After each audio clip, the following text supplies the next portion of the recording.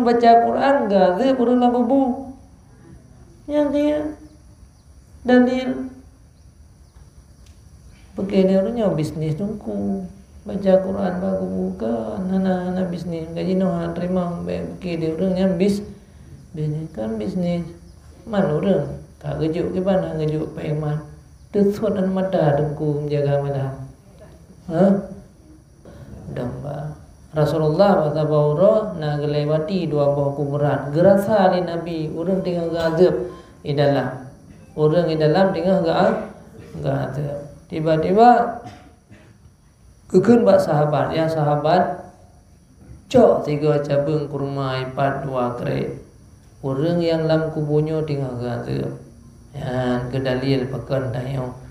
Ya pula bak kaya bak kuburan. Itu bak balawa punya orang kelompok yang hana setuju ke katanya itu yang hadis dah hadis balawa mana hadis balawa hana balawa ya ram yang kana pula balawa bagu nah hadis dah ayat hana lupa minta hadis ayatnya lagi yang cerah sedat ayat dan hadis hanya lagi yang pusit dalil dah dalil Nabi waktu lewat kubu na orang yang gazib dua buah kubunya giucok cabang kurma ke pula li Nabi.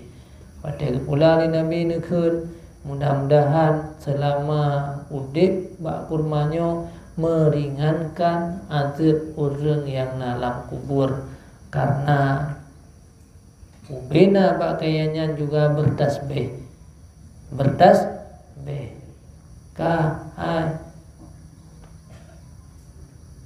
pu yang abi apa puah nanda puah bak kaya anjut ke ringan azab orang yang dalam kubu ngan gara-gara ditasbih menyaurun ngazab menyaurun baca Quran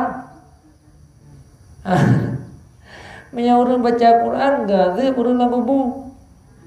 Yang dia dalil begini orangnya bisnis tungku baca Quran baku bukan hana bisnis gaji no hana terima begini orangnya bisnis kan bisnis. Man orang tak gejuk ke mana gejuk peman tersuat dan mata tungku menjaga malam.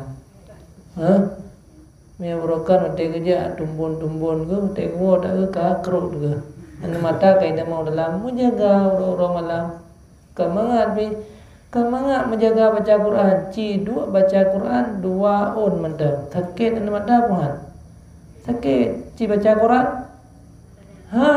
ada 18 on yang kehedan pulang 3 malam dah menjaga dah baca Quran kapai pu yang pelena biar pegang nyan lagian cara setak dalil ngepegah senantiasa lah udah saya udah pakaiannya selama hanato memberi ringan azab karena pakaiannya je ke itasbeh burung ya meninggal tayang le urang tah dalil beut bakubu nabi tenam meninggal urang nak ya beut bakubu lain nak ya beut alif lam mim nabi gabuak yang lain letat dugah yang lain yang nak pegah baca Quran bisa diberi keringanan urang-urang yang rahmat bisa ngeputar rahmat dari Allah letat dalil ngan bak kurma mentang saya kaji ke dalil yang dalil yang pertama bak kurma taglam jid ke ibi rahmat ke urang lang kubu me urang baca Quran